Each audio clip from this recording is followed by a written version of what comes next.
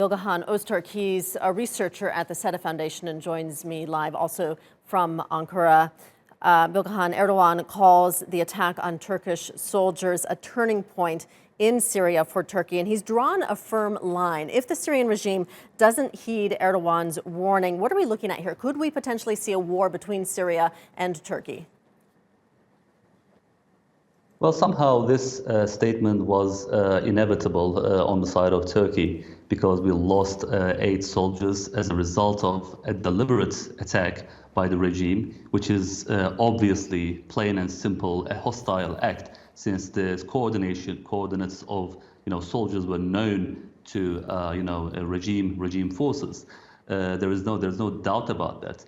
But as a result of this, even as a result of this statement, we should not expect an all-out war between Turkish and regime military forces. The best or the highest level of engagement would be a limited military engagement, and it would be within the limits of the line that is drawn by the President Erdogan in his speech, that is the observation post in Idlib.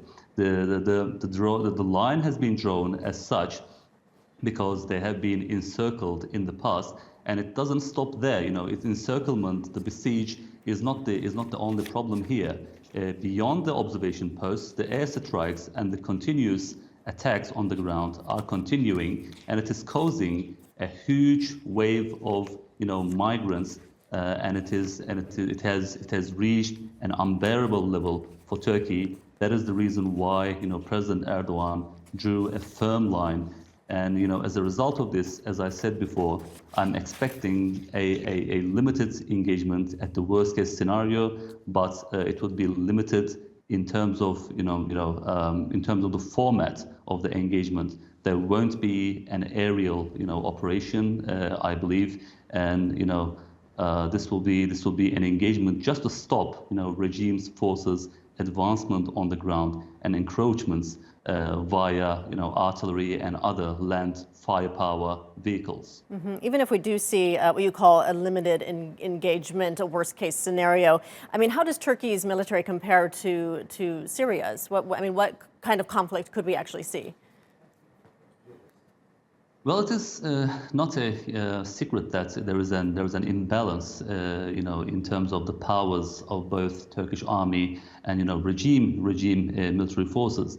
And when we say regime forces, we are not talking about a full-fledged, proper army. And without the Russian air support and the land support of the Iranian Shiite, militias, regime forces are not a formidable power. There is no doubt that in an engagement, Turkish armed forces would easily beat regime forces. But the question is not the imbalance between the two powers. There are limits to use that force. First of all, Turkish mission there, Turkish military forces mission in Idlib is not a combat mission. They are there to observe the conditions of Astana agreement and the de-escalation, and if possible, stop the wave of migrants.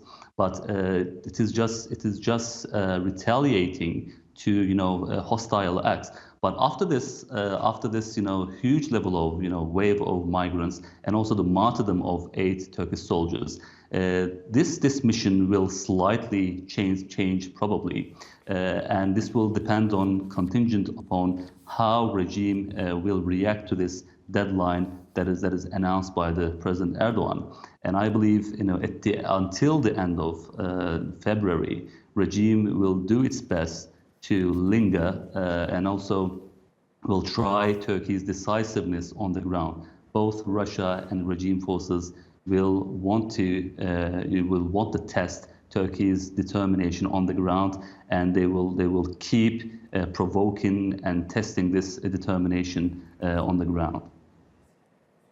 All right, we'll leave it there. Bilgehan Ozturk, researcher at the SETA Foundation. Thank you for your time today.